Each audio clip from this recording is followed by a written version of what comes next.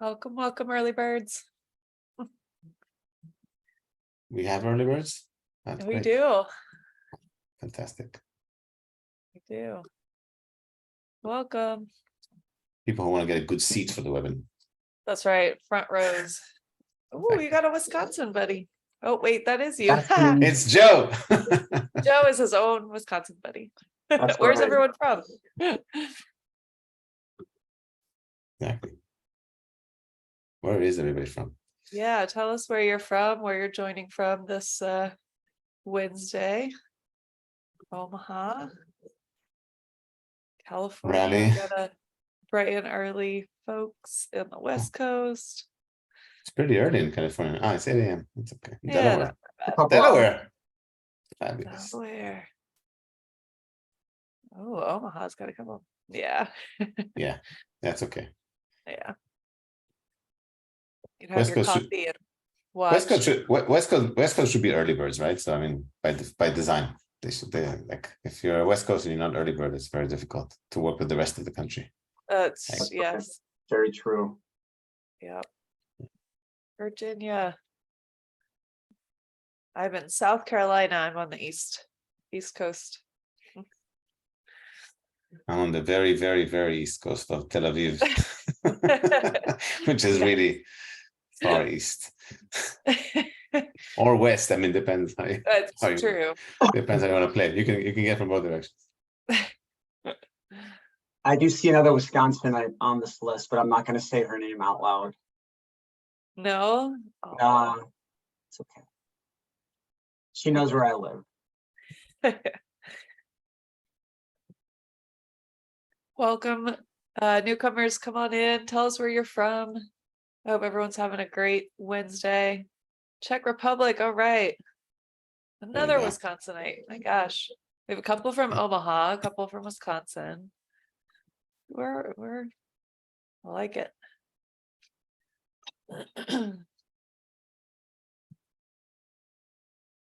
Cleveland, excellent. We're in California. Hey, Deb, how are you? All right. Cleveland. All right. I'm curious what is the temperature in Wisconsin, and it's like 95 Fahrenheit where I am, very high humidity, instant sweat when you walk outside. Yeah, it's 80 right now. Like Okay. This morning. It is good. Yeah. Early in the morning though, not so good. Not so good. Come We're on. gonna get rain. We're gonna get rain. Rain is good. We need rain. All of the whole 73 and rainy. Nice. Yes. Yeah. Joe, you have some personal fans here. I can see, and we're not gonna intervene. Let's just leave it. Oh my goodness. Where are you, Ryan? Ryan is North Carolina, I think. North Carolina. Okay. Omaha. Omaha. Okay. There you go. And Hamburg, on the other hand, is 19 degrees Celsius, which is like what, 70? I guess. I don't know. you and this Fahrenheit thingy. Nobody knows what's going on. I know, we're weird over here. It's okay. I know. It's 60. It's 66. Yeah. All right, we'll get started in like 1 minute. We still got some folks rolling in, so we'll give it 1 more minute. We're having fun with the chat. Copenhagen. All right. Nice. Yep. All right. For the record, Tel Aviv is 34 and 84% humidity today. Just yep. Yeah. That's great. It's just good. If you love sweating, that's good. Exactly. That's how. Yep. It's like sauna without any need for anything. You just go out. Yeah, you don't in a sauna. Exactly. Good for your health. Just go sit outside for 20 minutes, right? It really isn't. I did a walk this morning. I almost fainted. Oh no. I did like a brisk walk. Yep. I mean, I'm not like in amazing shape, but I'm decent enough shape to do a brisk walk. And it was just Anyway, You gotta wait until 9 at night or, 7 yeah, in the yeah, morning. yeah, exactly. Buenos Aires, awesome. All right. Yay, our international folks are joining in. This is Oh, there you great. go. Yeah, Southern Hemisphere that's showing off the winter. That's right. Oh my gosh. Whew. All right. Well, let's go ahead and get going. Thank you all for joining in and for sharing. That's always fun to see. That's one of the perks of doing these virtual webinars is kind of, having that global community around product management. And yeah, it's fun to see. So thank you guys for sharing. And welcome. We appreciate you guys taking an hour of your day. This is a really great webinar. I'm thrilled to be able to moderate and share with you guys some of these stories, some of these experts on unleashing outcomes. This is something that you've probably heard of, feature factory. We're living it. We're so used to cranking out features in product management, but does it move the needle? And so that's really outcome product management is where we want to move to. You'll see our friend Freddie Mercury here a few times. I'm sorry, it's just going to be stuck in your head. That's going to be part of today. Is you'll have some Queen in your head, which isn't the worst thing. So. Yeah, so let's go ahead and get some introductions going. So we've got a couple folks I'll let introduce themselves. Joe, you want to say hey? Hey everyone, my name is Joe Ghali. I live in Milwaukee, Wisconsin. I've been in the product management space for about 20 years. I'm a principal consultant and trainer at the 280 Group. Awesome, thank you. And Elad? Hi, everybody. I'm Elad Simon. I'm the co-founder and CEO of Craft.io. I'm based out of Tel Aviv in Israel. Been in product management for about, 15, 20 years or so. And as I said, leading Craft.io, which is a product management platform. Perfect, thank you. And I'm Kate Fuchs. I'm a product manager at 280 Group as well. I've been in the product management space for about 7 years now. And yeah, I'm going to be moderating today, so welcome. All right, so just a quick little who we are at the 280 Group. We're really we're here to help transform your product management team and organization and move away from that feature factory, right? So moving into outcomes over outputs, and we're going to talk about that today. It's something that we hear a lot from our clients is we really want to make sure what we're working on the day to day is actually moving our business outcomes forward. That is who 280 Group is. Joe is one of our principal consultants and trainers, as he mentioned, and we've got a great team to help transform your groups. So we'll go ahead and move to the next slide. And I'm going to let Elad talk a little bit about Craft.io.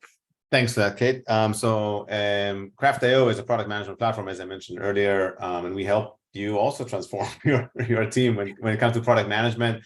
In a different lens when it comes to the tooling and getting you away from the hodgepodge of spreadsheets, Jira, PowerPoint presentations, Google Docs, Confluence, etc., into a single place where you can both manage all your work in a single location as well as have a single source of truth when it comes to product management. So having this a serendipity moment when you actually have your own place you can call home. So that's what we do. Perfect, thank you. All right, so just a little housekeeping here. We love the chat. We love the Q&A. This is certainly something for you all, and we'd love to answer your questions too at the end, out loud, and we'll do our best to get some of those in the Q&A as well. You see on the bottom of your Zoom screen, you can ask questions specifically to the hosts, or if you would like to throw them in the chat, we'll be monitoring that as well. So please keep that in mind. We are recording for you all as well as others. So if you are, hey, I want to share this with, my colleague or my boss or whoever, we will have a recording emailed out to you. So just keep that in mind. All right. So there's a couple LinkedIn links in the chat, and it looks like they are already in there. Please follow us. We've got some great some great content that comes out, some blogs, some wonderful discussions and video and all kinds of great things. So follow Craft.io, follow 280 Group, and we'll all join this product management, group together and figure it out together. So yeah, definitely click on that. All right, one more. Okay. All right, so let's go ahead and dive in at this point. I'm gonna pass it off to Joe and let's get rolling. All right. So we're going to start out by talking about the current state of product management. We talk about, unleashing outcomes, breaking free from the factories. So if we go to the next slide, Kate.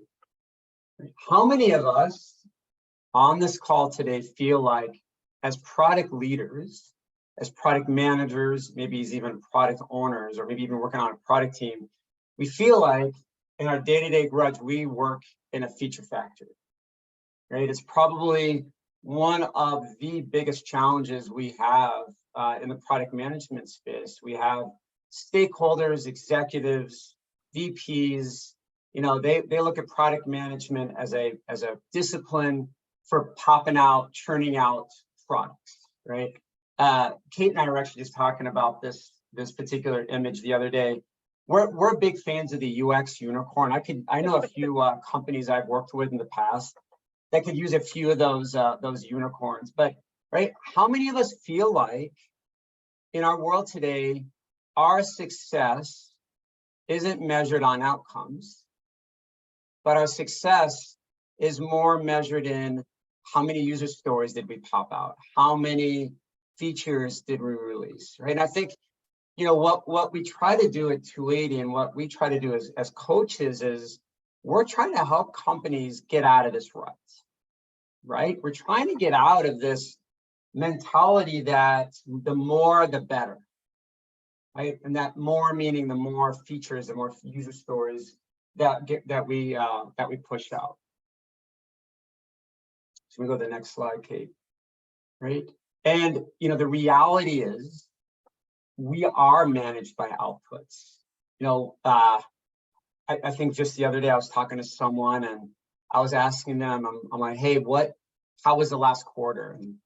And this particular product leader is like, well, I'm really excited because we released it on time. And I was surprised. Because they said, okay, great, you launched on time, but what's the impact? Well, we had a bunch of bugs. We had some frustrated customers.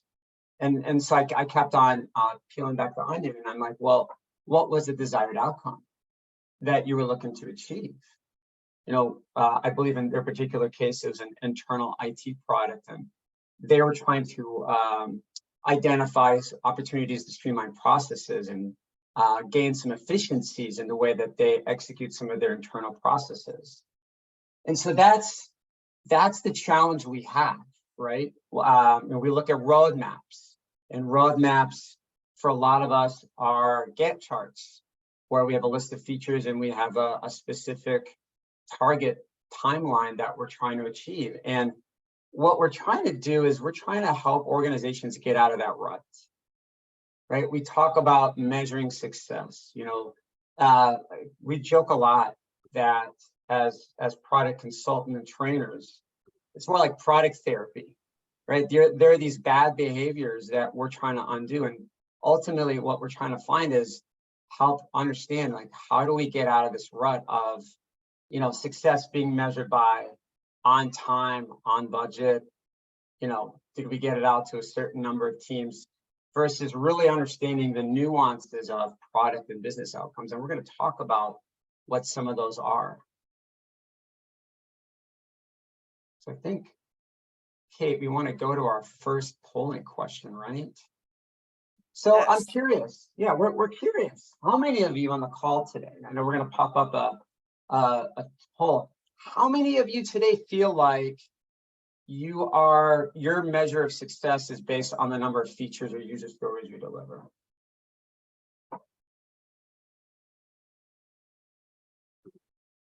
Wow, there are some really great questions coming in the chat, Kate. There are, yeah. Oh, and we have the UX unicorn. We have the UX unicorn on the call. That's it. We're done. That's it. We're mic drop. Mic drop. I know. That's awesome, David. Well done.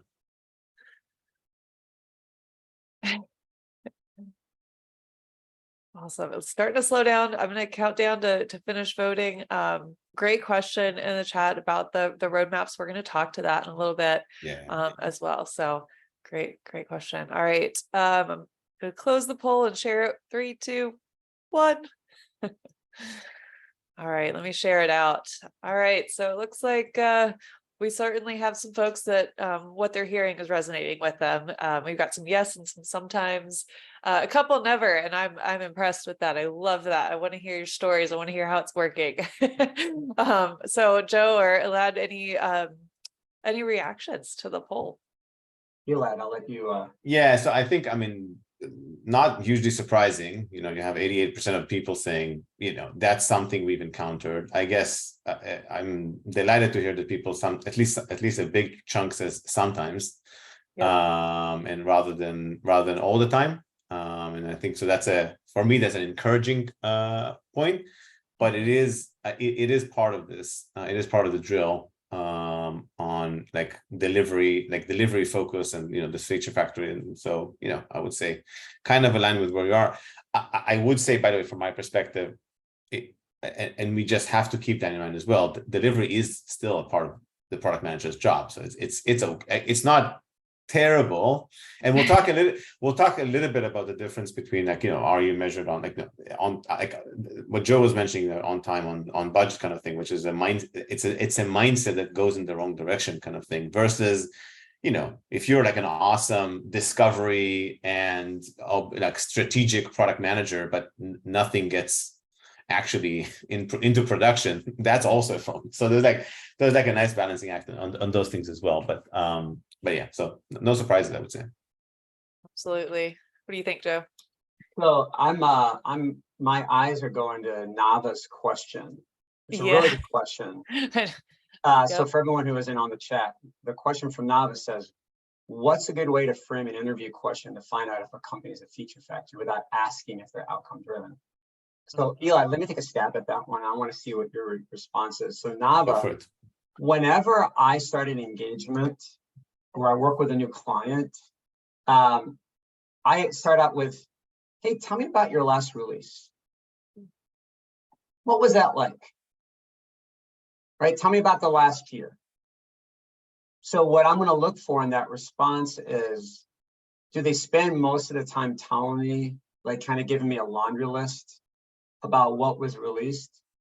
Or do they answer that question in a way where they tell me about the outcomes? Like, hey, we were able to improve our customer satisfaction score from 93 to 97%. Or, hey, we were able to identify opportunities where we can streamline some internal processes that saved us, 12 hours a day, that allowed us to really leverage our internal resources. Or, we were able to increase gross margin by X%. So, are they talking about the outcome, right? Or do they spend most of the time trying to impress you with the number of features that they released? Eli, how about you? Would you do? Yeah, I think, from my perspective, I'm just gonna bluntly, as my personality always goes, just ask very simply, without asking. I know, are you outcome driven? Because that's not ask. Okay, so what are my success metrics? I'm joining a team. I'm a product manager. Tell me, how do you? You're my manager, or I'm assuming somebody is interviewing you in a kind of a managerial construct of sorts. They say, okay, so how do you measure my success? What's the criteria for me to say at the end of the year, I did extremely well, so-so, or terrible? So let me know. And if somebody says you've hit your OKRs, you're in a good place. That's great. Somebody says hey, as long as you're hitting your outcomes, I'm happy. We're great. If somebody says you've delivered everything that you've promised on your roadmap, then you're probably in the feature factory. And so I think that's kind of how I would tackle it. So if that, hope that's helpful. Yeah, perfect. Yeah, and I see a lot of a lot of the folks sort of in that tech debt world of feeling like they're trying to tread water and stay afloat. And so it's hard to kind of deliver on what the sales team's asking or what they see their, their customers are wanting beyond sort of basic functionality. And I think we've certainly seen that a lot. So yeah, and I think, by the way, and I was trying to kind of hint to that earlier. Yep. You cannot avoid the fact that a lot of the excitement comes when actually things ship. It's right. That's unavoidable. It's, by the way, I do think in many cases, and keep me honest on this if you feel differently, I think in many cases also product managers are very excited to ship things. They love it. They like, you've worked hard, you've fought with the dev team, got everything ongoing, and then eventually code is shipped, it's in production, and you see it and people are using it up. It's a proud moment for every part. I mean, every product manager I've met, it's a great moment for them. So right. And of course, you mentioned, sales, right? So if sales, they want a feature because they need it for their job, right? So they're not right. doing it because they're, evil.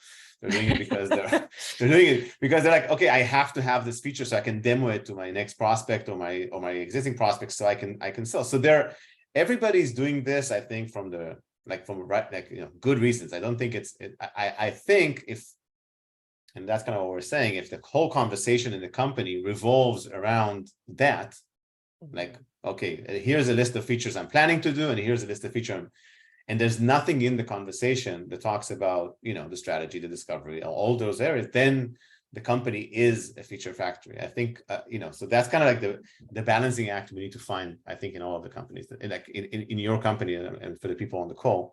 That's the key thing to find, that balance between, don't avoid completely, of course, the delivery side of things, but rather balance it with a more like strategic, and we'll get there in a minute. So. Yeah, absolutely. Yep. And I see a number of folks bringing up, kind of managing and stakeholder relationships and how to figure out, how to manage up and that type of thing too. So we'll get there as well. So let's go ahead and move forward. So we're going to go into the how to break free. So let's get into those discussions. So Joe, go ahead. Freddie in full screen. Yeah, full screen. I Freddie. thought I should have worn a white t-shirt or a white t-shirt. Where's the mustache, guys? Or the armbands. I left my gear in the closet. So let's go to the next slide. So right when we're talking about how do we get out of this, right? There was a question even in the chat around, what are some of those business outcomes? Yeah. Right. And, I was working with one organization, and one of their business outcomes was the stability of their platform, the uptime. Right. That's a valid outcome. Mm-hmm. That's a very valid outcome.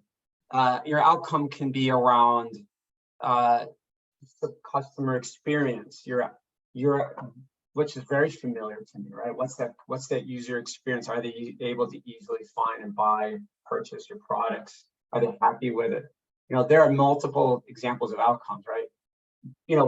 Our goal shouldn't be about an on-time product release. And I'll tell just a real quick story. And, as a green product manager working in fintech, I was trying to launch a new website redesign. I was working with multiple vendors. I told everyone, hey, we're going to shoot for October, right? And the night before, we did some stress testing, and we weren't ready. And we were up until 2 or 3 o'clock in the morning. I was like so focused on the day and not focused on the experience. It would have been a disaster if I launched it. And I remember the next morning, my leader, his name was Tim, he said, Joe, in a year, people aren't going to remember when you launched. They're going to remember how you launched, right? No one remembers the date. They're going to just remember what was that experience like when you released it, right? And that was a very valuable lesson as a product leader, right? Because we move away from that on time. Now, there are some scenarios where there is timing that's needed, especially when you have compliance and risk and legal implications. Absolutely. Timing is critical. You can't ignore that. Mhm. But from the most part, our goal as product leaders working on product teams is we want to serve the business. And that's if you're in a B2B space, a B2B space, if you're in internal IT, that's our goal. So how do we do that? So if you want to go to the next slide, Kate. We're going to talk about how to help you, but there are 3 key terms I level set with a lot of organizations in our training and our workshops. And I say, okay, there are 3 key terms. Let's level set. Starting on the left, a business outcome. It's something that's a measurable company goal. Usually it's inspirational. It changes annually, right? A product outcome. This is the one that's the nuance that I see it. There's a big gap, right? It's that change in human behavior that results from changes to the product. Let me give you an example. Remote check deposit. Remote check deposit was a feature on an app. That's an output. The product outcome was more people used the mobile application to deposit their checks than they did walking into the branch. We had fewer people mailing in their checks. We had fewer people walking into the branch, and we had more people that were leveraging that particular capability, right? The outcome was we were able to get funds into our system faster, right? And that's kind of the nuance. You want to contribute to business outcomes by achieving product outcomes with the output you ship.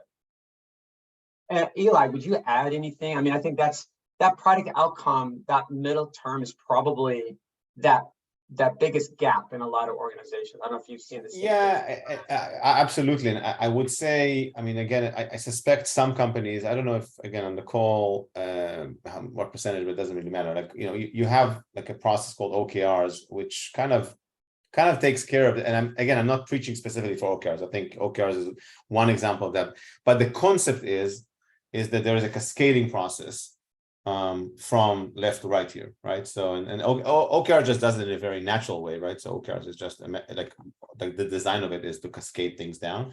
But in this case, so I mean, I think to what you're saying, Joe, I mean, like from the business outcome, you should start deriving the product outcome, and there should be a very clear link between those two, right? So it's like, eventually, usually what happens is business outcomes just are a little bit too high level and involve too many factors for the product team to take full ownership on. If we're saying we want to increase our revenues in North America by 30%, there's going to be marketing and sales and product and everybody else involved in that, in that business outcome. Like that, and again, objective goal, KR, whatever you define it. That's like a very high level thing that involves a lot of things, a lot of teams to achieve.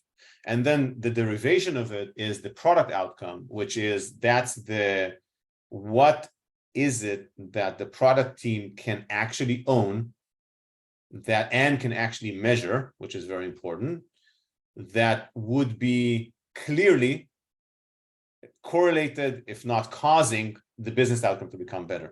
And by the way, that's a really difficult, in many cases, there's a really difficult connection to make between the product outcome and the business. Like in effect, it's not that, and I think that's okay for as long as everybody's aligned with the fact that, hey, if more people deposit their checks via the mobile app, we believe there's a consensus between the business and the product team that it's going to drive the business outcome. So everything in business, in many cases in business, we find ourselves making decisions based on common sense and beliefs, and not just based on pure data. I think in B2C that those things are relatively easy, because I think you can actually do some really nice regression analysis and like actual quantitative metric. But regardless, what I'm saying is this product outcome in the middle here, it's critical that it will be something that the product team can stand behind and say, yeah, we did this. And on the other hand, it cannot be we launched a feature, because that's just that's the right hand one, that's the output one. And that is really not important. I mean, quote unquote, I'm saying not important, because if you launch a feature in the in the forest and nobody's there, did you actually launch a feature, kind of thing, right? So And there's a nice statistic about outputs, by the way, which is, I think, a good reminder for all product managers. 80% of features launched never get used, never or rarely get used. And this is across all public SaaS companies in the world. And so it's a good thing to remember that launching features, and it's a good, by the way, it's a good data point to remind people as well. Like, launching features is not, the end goal here. So that's my 2 cents on this one. I completely agree, basically. And before we go to the next slide, there's a really good question from an Yeah. anonymous attendee. So the way I look at it is those product outcomes should be tied to customer problems or user problems, right? So how we achieve the vision or the business outcome, I should say, is by identifying what are the biggest problems to be solved, right? If we solve these problems, these issues, improve this process, right? If we exceed an expectation, if we are able to address a gap, that will drive and allow us to get to that business outcomes.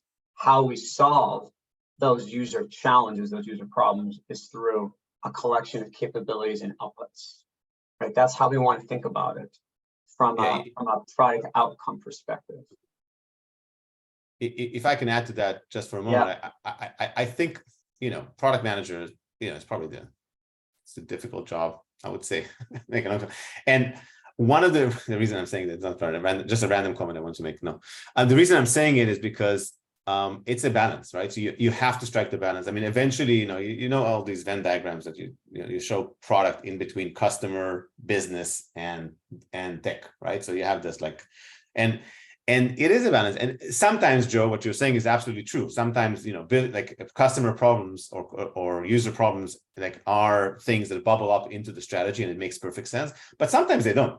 And it's on the product manager to find the right balance, because sometimes a lot of people might be shouting on something that is actually not strategic. And actually the solution will be to kill the feature because it's making a lot of hassle. I'll give an extreme example, which might actually happen in reality. Let's say you launch a feature which is misaligned to the strategy altogether, and then people use it and actually struggle with it. And so you get a lot of feedback on that. It doesn't mean that the feature has viable reasons to exist just because a lot of people are complaining about it. You still get a lot of feedback from the customers about it, but it might be that the solution is to kill it because actually it completely misaligned with the strategy, because the company actually wants to move into direction X. Let's say you have a strong on-premise solution and the company wants to move to cloud. And so you might have a lot of challenges with the on-premise stuff and a lot of feedback on it, but it doesn't align with the strategy. So you have to move away. So anyway, that's kind of it's a balancing act between those two things, between strategy and feedback, I would say, or strategy and listening to the customer problems. All right, we got a lot of really cool tools to show. I want to make sure we have time to do that. Let's go to the next slide. And actually, Cam, because I kind of gave the example, we're gonna skip past this one. Looking forward to the cake, but never mind. I know. Maybe I'll do my video, my post webinar. So again, this is kind of like building off the previous slide, right? In terms of the visual, right? The capabilities that we deliver enable product outcomes, and it's those delivery of product outcomes that enable us to achieve the business outcomes. And in our course, we talk about the nuance of product KPIs. Are our users finding value versus are we seeing a change in human behavior, right? The collection of features or capabilities we've delivered, what's the change? Have we seen them go towards the app? Have we seen them go towards the website? Have we seen them adopt this new process? What's the impact of them adopting that new way of working? We'll go to the next slide. So again, examples, and I bet a lot of us probably have lived in this space already. So what not to do, we're output focused, and I've seen this, and I'll tell you guys, it's not a magic wand. It's going to change overnight. There's a whole change management whole change management perspective. We have to be able to clearly explain why being 100% output driven is not optimal, right? When we're talking to stakeholders, we have to explain to them the dangers in just looking at quantity, right? And so a lot of us fall in that trap, right? The objective is that, new app UI. And some of the success metrics may be, we're adding this feature, or we're launching by this date, or, a vanity metric like a number of downloads by Q1. That's not necessarily when we're thinking about the product outcomes we're looking to achieve. It's more what we see on the right, where our objective can be around recurring revenue, or, in some cases it can be reduction in customer acquisition costs. Those are valid objectives, and how we get there is, we're in our example that Kate's going to show, it's through it's a new airport product that we're developing. We're looking at, we're developing this new check-in process. Okay, what's the impact of that new check-in process at the airport, right? We're going to get passengers in faster. We're going to reduce the amount of time they spend waiting in line to check in for their flight. We're going to streamline the way that we do screening, right? Each of those success metrics are tied to a very specific problem that we've identified. Like, I think what I probably would want to add later on here is there's got to be a who, right? Somebody's got a challenge. Somebody's got a pain point. What is it that we're going to deliver that will address it for my segment, for my particular persona? All right. So I think we have our next polling question. Yeah. All right. Let's go ahead and open up poll number 2. So when a feature is created, we see a lot of chatter in the chat. Is it tied to a product outcome? And I would say I saw a comment in the chat too. Outcome is sort of that impact, right? That's kind of where we're trying to shift our mindset, is that outcome is the impact we're looking for. Your objective, your behavior, what Joe just kind of mentioned. So yeah, when your feature is created, is there an impact? Yes, no, sometimes. We got some sometimes. All right, let's see. I'm looking at the chat too while you guys are answering. Oh, good question. We'll talk about some tracking, some measurements. Yes, yeah, lack of resources for sure. We know we're asking, product managers are asked to do more with less, especially nowadays. So that's certainly good call out. All right. All right, I'm gonna count down 3, 2, 1. All right, let me go ahead and share the results here. So it looks like most of us are sometimes. So is that surprising? Is that about what you guys expected? Joe, I'll let you react first. A quarter is actually pretty good. 23%. Yeah. That's actually pretty good. That's better than what I've seen. So, but I'm also a half glass full kind of person. So or a 23% glass full. Yeah, that's right. 23. Yeah, that's right. Sometimes I think that's fair. I think sometimes it's fair. Okay. Right, Elad, how about you? I don't think sometimes it's fair. I think if something doesn't connect to a product outcome, and ideally even to a business outcome, it should never see the light of day. It's like as simple as that.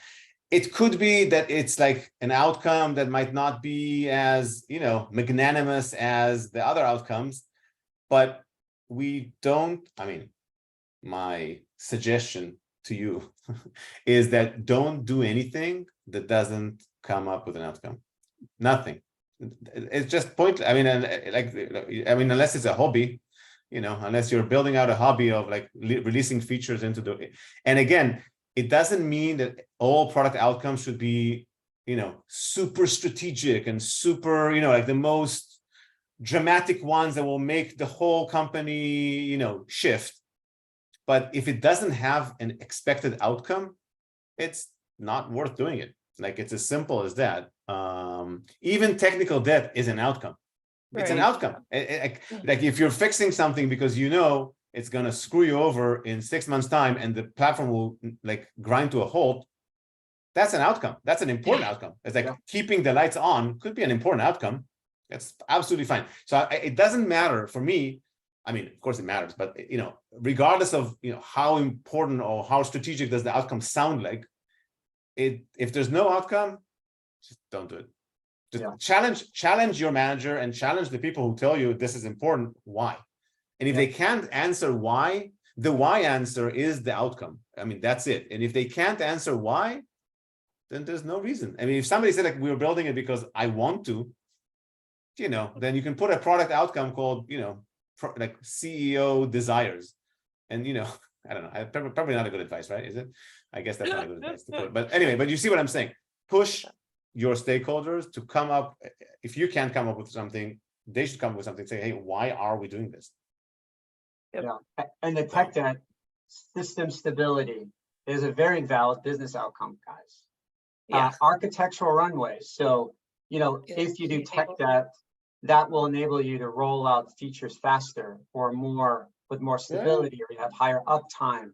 I mean, those are very valid business outcomes. Business outcomes don't have to be glitzy like revenue or cost savings. They can be as simple as stability, site speed, safety, right? Data, integrity. Privacy. Privacy. Those are just as valid as reoccurring revenue or saving in cost savings. Absolutely. Yep. I see some enablement features similar to the tech that it's that there are outcomes tied to that. There's absolutely outcomes tied to that. Absolutely. So Right. Kate, how do we go from output driven to outcome driven? What are you going to show us some techniques to help us get there? Absolutely. As if you didn't know, Joe. As if you didn't know. I didn't know. Right? As if that you was didn't quite know. the setup, right? I know it was. It was pretty sneaky. Impressive, Joe. Yep. All right. So how do I get started, right? So let's go ahead and jump in. So have a conversation with your leader or product manager. So a lot of you guys, and this is sort of what I was alluding to earlier, a lot of you folks in the chat have been talking about, how do I communicate this with my manager or with leadership? How do I, start that conversation? I would certainly look into, we're going to drop some links in the chat here. We actually have a pack of templates from our 280 group playbook, which is over 20 different templates and tools with instructions, examples, so on. We're going to show a couple of those in a minute. But one of the first things, actually the first template in that playbook is a strategy discussion with your, with your boss, with your product leader, and talking about, hey, what are our business outcomes? What are our product outcomes? I think we had a question about, hey, if we're, maybe outsourcing dev teams, what does that look like for us if we're trying to give them, hey, we need the next feature for them to tackle.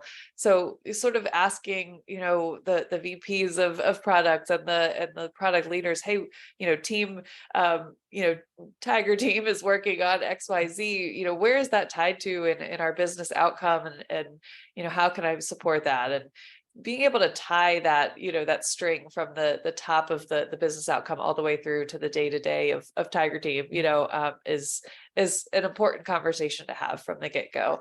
And Katie, if I can just add to Please. that one, I suspect in some cases, and I suspect some of the audience will feel like close to that, your manager, like your bosses aren't aligned with that, right? So they're like, you might go into a job and somebody asks us like, how do you know if a company is kind of like, outcome or output driven? Some companies and some managers are not, aligned to that. And I think that's where you're going to have a little bit of more of a meta conversation instead of like tackling it direct, like saying, like thinking through how do we elevate us as a team? And I think that's part of the conversation you want to have with your managers as well, in terms of like, we want to avoid a situation where we're just building stuff that that nobody ends up using.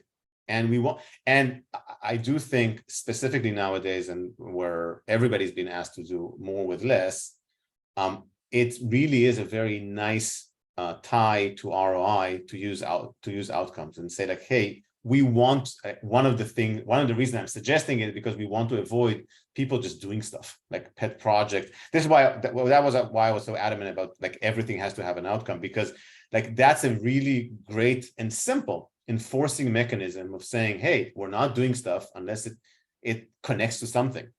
And so I think if the conversation with your manager isn't as smooth as, hey, can you tell me your business? And then like, here's the list. Yeah. But it goes rather like, what do you want from me kind of thing. then go into the more meta conversation about, like, Yep. why do I think this is important? Yep. Perfect. Thank you. Yeah. And I see some great points in the chat too. And we'll get into that. And I want to save your thought, Dimitri, too, as far as, there's asks to kind of, hey, is that product objective or business objective a little bit more nebulous than we'd like, in the sense of like, if we do this now, there's a chance that we can, move the needle. I don't know. I see Joe's kind of nodding his head a lot. Is there something you want to add to that thought? Because I think that happens a lot. No, I mean, this is where there's a difference between being product driven and sales driven, right? Yeah. Who's driving the roadmap? Yep. Are we just being reactive, but not Yep. really taking a step back and saying, okay, what sales is asking us for? How does that look big picture? Is there a large enough market? Is this something that's scalable? Is it repeatable? Does it address a market need? Versus a small pet project for one or two customers can derail you, because it may be for a very specific niche of your market. And, for many of us, I think Elad can relate, we're all as product leaders being asked to do more with less. We have less resources, we have less dev managers, we have less time as product leaders. We want to make sure that we get the biggest bang for our buck in terms of our development resources.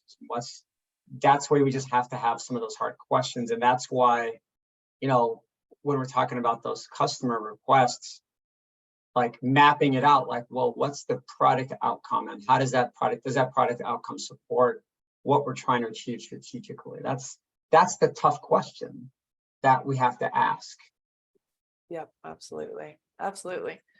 All right. So let's go into our next slide, which is a beautiful here leader pack, and we're actually giving you guys this for free today, so get excited. We'll drop the link in the chat, but we're going to go into a couple of these, and we call this the leader pack because it's so helpful for drawing that line between the leadership level strategy and outcome and product and business outcomes through all the way to the day-to-day work. So feel free to grab that in the chat and download this. Let's go ahead and move to the next slide, and you guys can sort of see what we're talking about here in drawing those lines. And this is a super helpful piece just to bring to that conversation and to say, hey, this is what we're trying to work on. How is it tied to what we're doing? So what we've got here is called the outcome tree. We want to make sure we can connect the uppermost leaves to those roots. And so you can see in here the business outcomes and the product outcomes are at the top. And so we've seen some folks ask about key metrics and how to measure that. So I just want to draw your attention to that product success metric. So, okay, we have our product outcome. We want to get passengers through the security checkpoints faster. That's the behavior. That's the impact we want to see. How are we measuring that? And that's where you see those success metrics listed. There's also health metrics. So this is where you get into that enablement, that, hey, we want to, work on something that we want to make sure our systems don't go down, right? Like that's a health metric that we have to see and we have to measure. So it's important to have those involved in your actual business and product outcomes as well, so they don't get lost, because you don't have a product if it's going down.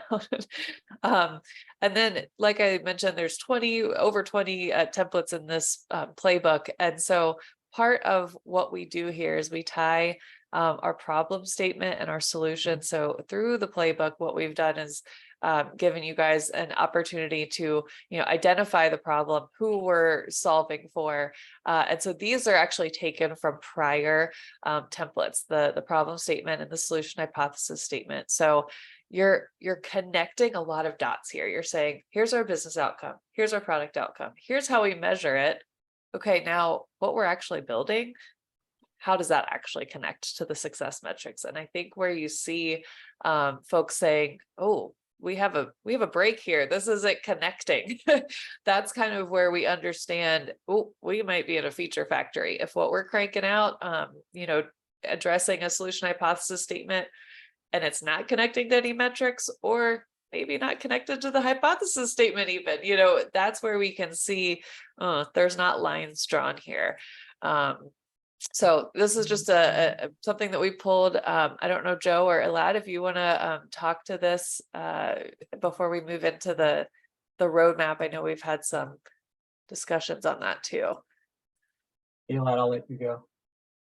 Yeah, no, I think a lot of these templates, and I think we're going to talk on a few more. I think one, at least one more. They just help with helping with the thought process, and I think that's for me. I love templates, and I think the reason why they're so effective, while they might look simplistic to some people, eventually the beauty of them is that they help you structure your thinking in a way that takes you through a process, and then allowing you to tell a story. And so I think that's kind of for me, that's the one thing I would just mention. And, the outcome tree, is a great one as an example, but it's true for a lot of the templates you'll see here. Many of them are not necessarily going to blow your mind. And I honestly don't think, to say it a bit of a generalized concept, there are many types of templates out there, and using those templates is just very effective, again, because it helps you structure your thoughts and eventually then structure your conversations with your stakeholders as to how did you derive this, apart from looking fancy, which is always a good thing. Yep. Yeah, I think the big example here is we sometimes forget about the problem, right? That's what I like about this particular template, is it reminds me as a product leader, remind me again of the problem we're trying to solve. Who are we trying to solve it for? Right? And then what's our hypothesis? What's our solution? Mm-hmm. Right? So there's a lot of context that goes into this, but before we even think about the features, right? We have to understand the problem statement. Mm-hmm. Perfect. All right, well, let's jump into, and I do see some comments about a one-page illustration. We actually have something called the product outcome canvas, which is a template in the playbook as well, that is very much like that, like a one-page snapshot. And then this is not the opportunity tree. That both have trees, but they are different. All right, so let's go ahead into the now, next, later roadmap, outcome-based roadmaps. This obviously is sort of that, how to get your mind around what it is we're actually planning, what the features are that we're trying to attack, and how that actually connects to the metrics we're looking to move the needle on.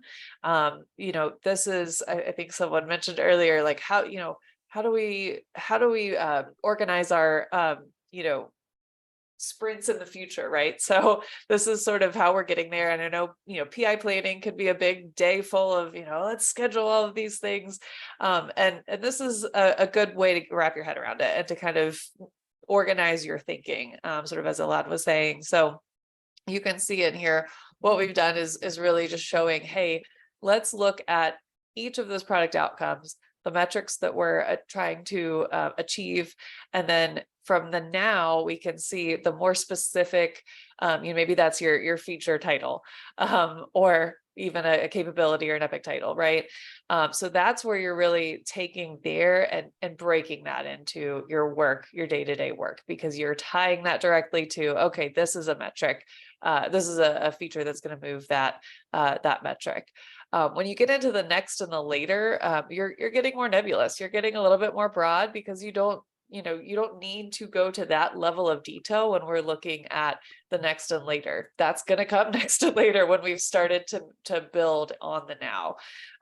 So that's just a we would recommend you do this for every one of the product outcomes, and then you kind of bring those together in reconcile and say, oh, this feature actually touches on multiple metrics that we're trying to, attempt to move on. So let's, prioritize that here. And so this is sort of the first stage of getting into your order, your, sequencing, dependencies, prioritization, all of that. This is sort of that first, let's get it all down on paper and make sure what we're doing is tied to our outcomes. So, and I do want, Elad, this is actually something really cool for Craft.io. They can share, we have a very similar vision here. And so you can kind of see on Craft.io what it looks like in practice. So Elad, do you want to? Yeah, if I can share my screen just for a minute there. Yeah. So let me just share my host disable participant screen sharing. Oh, here, let me. Thank you. Oh, there you go. Thank you. Appreciate it. So I'm going to show, just a couple of examples, and again, not to dwell. Can you see my screen? Yep. Yep. So I built here two examples of an objective-based roadmap, just to give an example. And I think it also tells a story about how to manage a conversation. So let me just go into like full screen mode. This is an example of an objective roadmap with quarters in mind, rather than a now next data. There's another variation with now next data in a minute. But the idea is, and that's how I would present, like if I was doing this presentation to like the stakeholders you're presenting to, I would start with the objectives. And so these are the lanes that you can see here. And then you basically reveal each of those objectives, and then you start. And just by doing that, you're immediately fine-tuning the conversation into like, okay, we're starting with a strategy because that's what matters. That's what we're trying to achieve here. And then we're saying, okay, and here are the features that we're going to build to achieve those and like that fine-tuning of conversation is super important when it comes to and again, this is of course afterwards connect to Jira and like it actually helps you with delivery, but like having those templates in place and having the ability to have that conversation in a more in a like elevating it to a more strategic level is what and then afterwards of course eventually the conversation ends up being. And right. and to my previous point, you see there is a bucket here called other. And in my land, if there's a lot of stuff in other, all of this should be either moved to a different lane or die, for lack of a better word, because it doesn't make sense. I mean, again, if you're not, you should find more objectives that matter, of course, or you should just like avoid doing it because the work doesn't matter. And again, this allows you, even before you present this, allows you to think, hey, am I doing things that actually matter? Rather than am I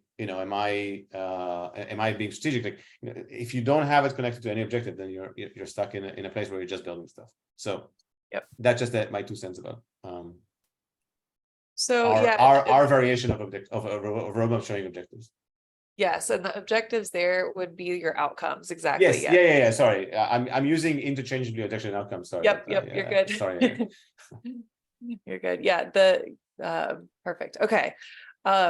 I know we're a little short on time, so let's go ahead and jump one more slide here. And I won't go into this much. It's just a way that you can tie again those objectives into measuring. I know it's easy to say we launched and wipe your hands of it. We have to make sure that we are measuring on the metrics that we set out to do. All right, so let's go ahead and jump ahead one more. And give you guys those special offers, and then we'll maybe answer a question or two. So yeah, special offer. Yay. We do have that free leader pack. I know we put the link in the chat. Maybe we can drop that one more time, because I know there's been a lot of talk in there, which is awesome. We love that.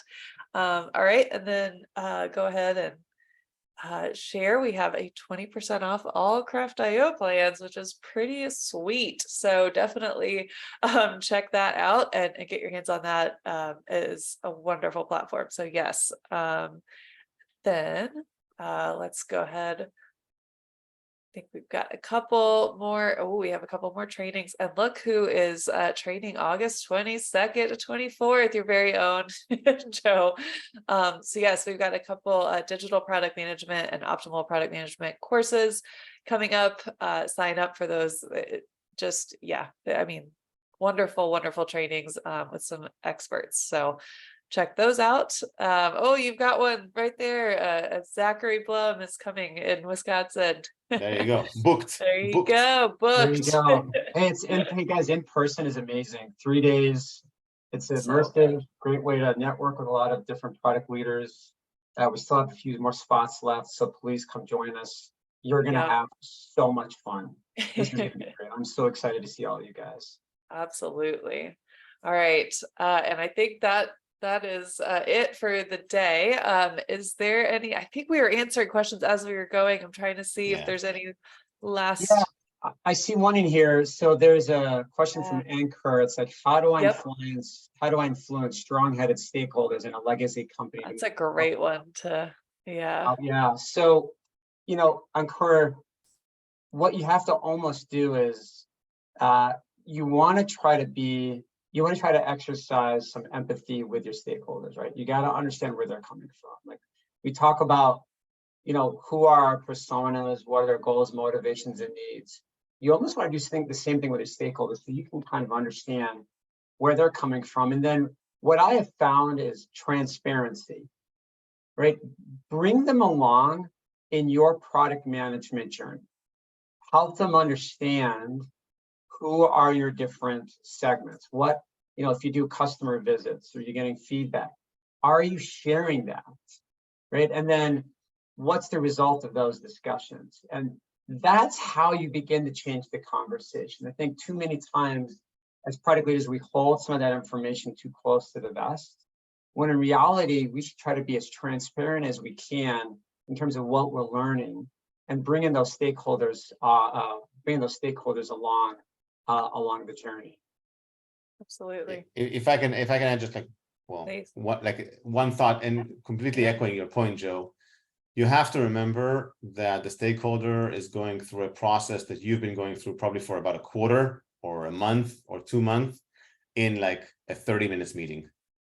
And so, you know, it's very difficult to do that. And sometimes I think my advice, and again, echoing Joe's point, when you want to be empathetic with your stakeholders, actually take them through the process during the process. Like find the touch points, you know, of course, not telling them everything you've been doing because that's too much information potentially, but try to find touch points where you actually update on where, you know, how you're progressing, etc., so that you don't end up like saying, hey, here's what we came up with, and then everybody, okay, but you know, I don't know anything you've done, and why did you reach that conclusion, kind of thing. So that's another, just a quick tip on that, if that's helpful. Perfect. Yes. And I see lots of lots of folks in the chat. Thank you so much. It seems like we struck a nerve maybe on this topic for sure. And yeah, we will definitely send out the links that we put in the chat. It looks like if you're on LinkedIn Live, maybe you weren't able to see the Zoom chat. So we'll make sure that the links to our leader pack to download gets sent out, as well as the recording.